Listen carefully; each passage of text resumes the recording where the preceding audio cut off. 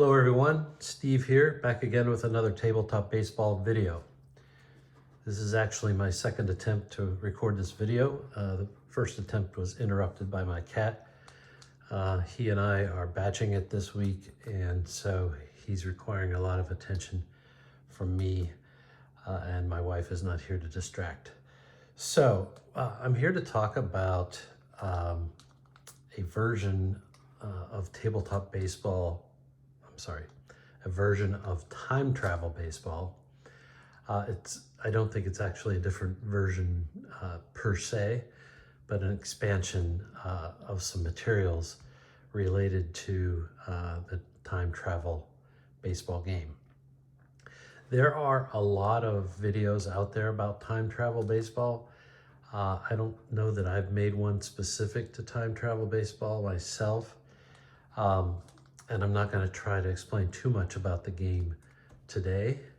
I will show you some cards here before I do the unboxing. And these were some homebrew cards that I downloaded from the the Time Travel Baseball Facebook page. And so the batter cards look like this. And the pitcher cards look similar, but they look like this. And the reason why one is black and one is red is 2d6 dice are used to drive the game engine, and one red and one white, or one red and one black. But in any case, depending on which color dominates the dice roll, that determines whether the pitcher or the batter card is used. And the cat is scratching the furniture in the background.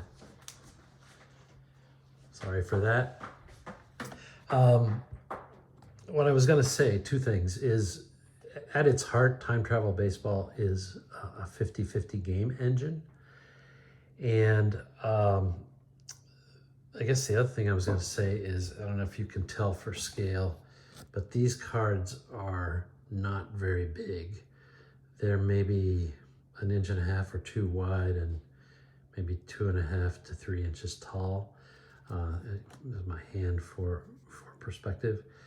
And I think that was true for the original cards in addition to the homebrew cards. And that kind of brings us to this unboxing. So I'm going to try to quickly get the sharp implement out and do the unboxing. This was sent to me by a guy named Daniel Forcier, and he put this material together using his graphic arts skills, and he offers this to people on the Time Travel Baseball Facebook page, essentially for the price of shipping, which is about $22 priority mail from Florida. But to be fair, and to be fair to Daniel, he does appreciate, I guess I would say, donations to cover the cost of what he's done here. And I did give him what I hope was considered a generous donation, so that he would have some compensation for what he put together. So we'll set the box aside here. And this product is known as TTBX, which means it's Time Travel Baseball compatible. I think the X is expanded. I don't think it's extreme. But without further ado, let's unbox it.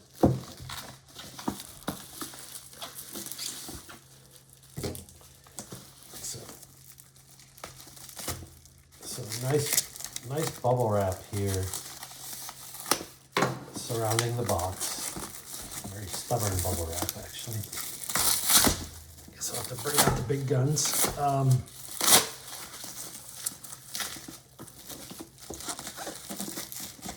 This box is like professional quality box. It's heavy duty cardboard with a bit of, well, I was gonna say a bit of gloss, but basically it's a white cardboard box with some labels attached to them, laser printed labels, and a pretty cool logo and so on.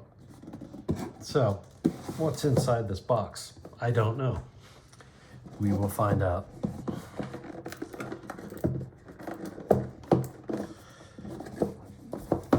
This shouldn't be this hard. Here we go. So, one of the things that comes in this box is you get your choice of two teams, I guess. And I picked the 1919 World Series teams. And again, nicely bubble wrapped. While I'm unwrapping this, you can kind of see the instructions that come with this TTBX game.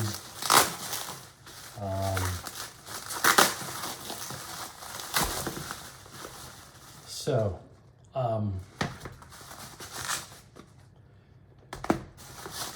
here we have the 1919 Chicago Black Sox, or technically White Sox. And then we have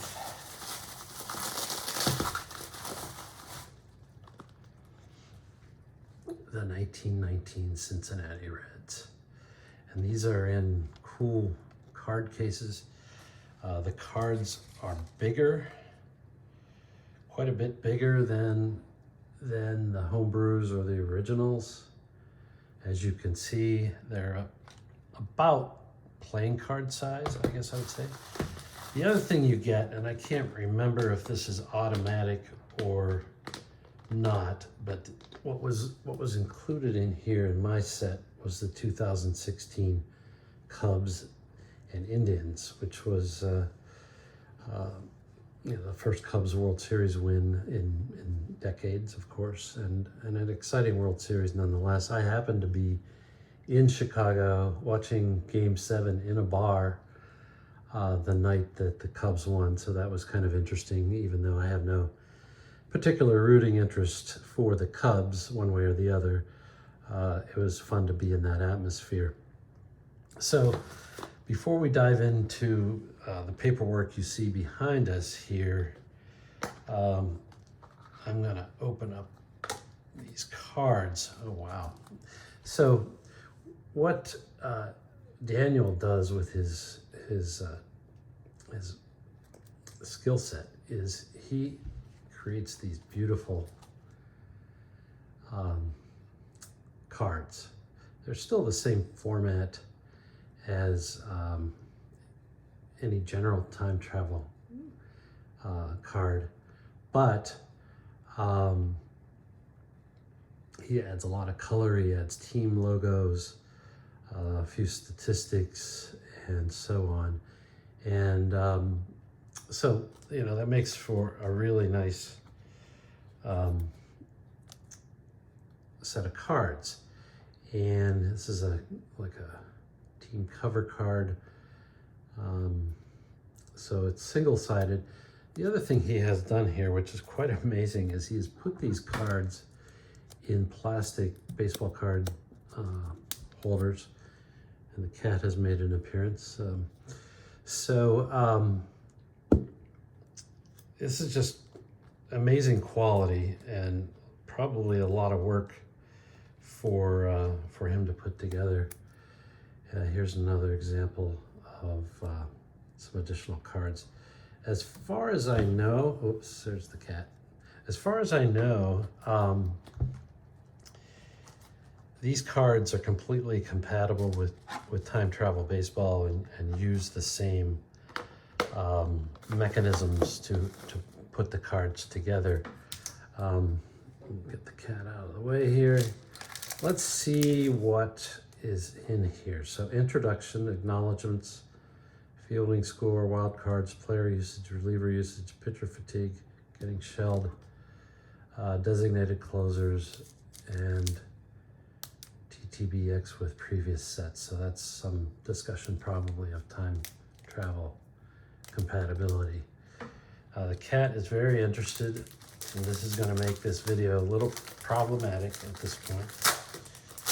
But I'm going to open, oh, get away, cat. I'm going to open this plastic holder. And so what you see here, what's popped out of the back here is a bunch of cards, which I think are helpful in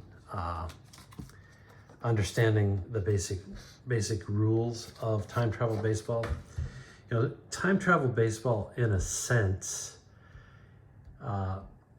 is a little bit, reminds me a little bit of History Maker baseball, in the sense that some characteristics are implemented by giving players qualities, like a workhorse pitcher or pitcher may get a workhorse quality, and he may be either less likely or not possible to become fatigued.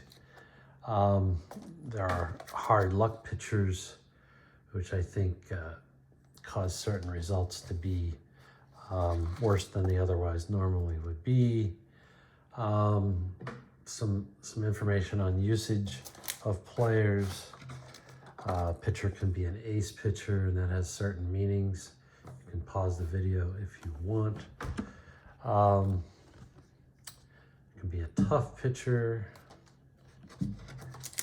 and a fiery pitcher.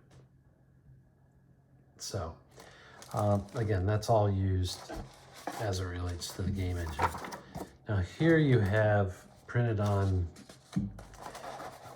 I hesitate to call it cardstock, but slightly heavier bond paper is this, come on cat, is this rule book related to TTBX. And I guess it does stand for extra, expanded, or extreme. It's up to you, but it's called a set of open source expansion options for use with time travel baseball. It says these optional expansions are not for sale and do not represent the full game of time travel baseball, but a set of options created by members of the TTB community. Currently, time travel baseball is licensed by Downey Games. Originally, I think it was invented by a guy named Stanley Froelich, who was based in Pittsburgh. He has since passed away, and his nephew actually has accumulated what's left of his original materials and has been selling them on eBay for the last year or so. So here's the acknowledgements. Cooper Gilbert actually designed these components, and then Daniel is the graphic layout guy, and then Ivan Diaz, who is called the time travel guru here, he really is the go-to person for time travel baseball. And in terms of some of the card creation, this was done by Mike Reen, and I am familiar with Mike because he's been creating cards for Batter Up baseball game, which I reverse engineered, and so he's joined the fray there. So that's that. I think all this information will be useful if you know time travel baseball or are learning it. I plan to use time travel baseball a little bit in my current 1972 Pirates replay. I started with payoff pitch and played 25 games with payoff pitch, and I've since decided to rotate among different sims, and time travel is going to be one. And so I'm not going to spend a lot more time. We're already about at 15 minutes, but I'll just quickly flip through some of this material so you can see it.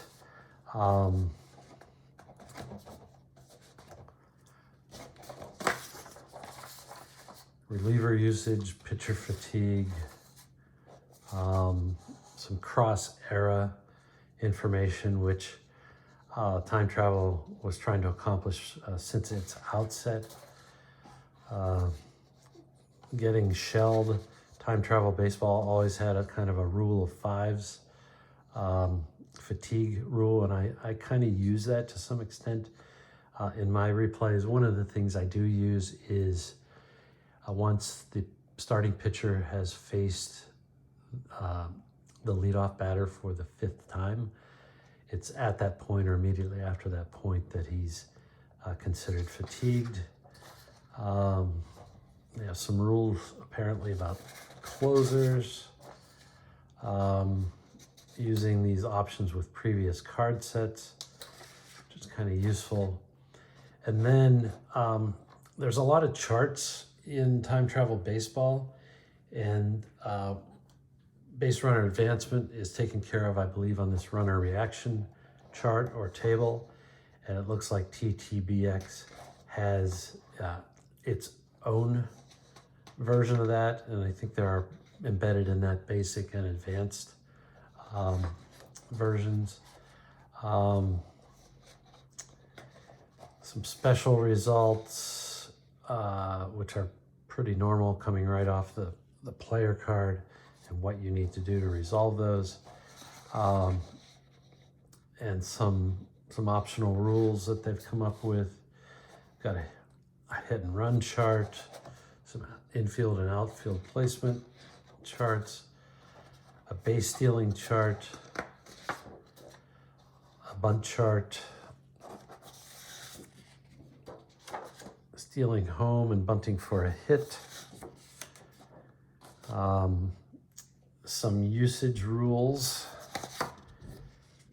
and then card symbols, which another important thing that happens on time travel baseball cards or player cards is that you can have your base results, but they may have some sort of a modifier or a code which helps refine how the item is resolved. So here you have chop ground out with a plus sign in parentheses on dice roll 8 on this card. Well, you would go to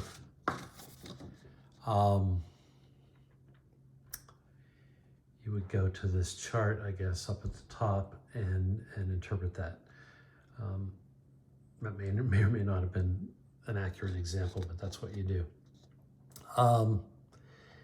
And then they talk a little bit about what is on these playing cards,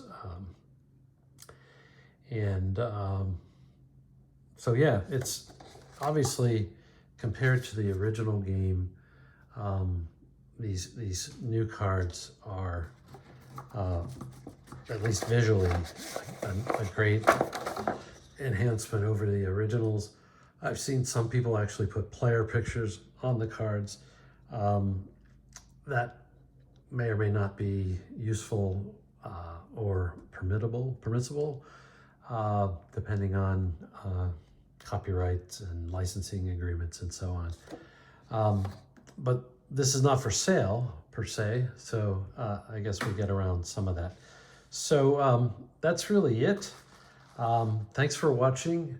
I'll try to put in the description some links in case you want to pursue this further.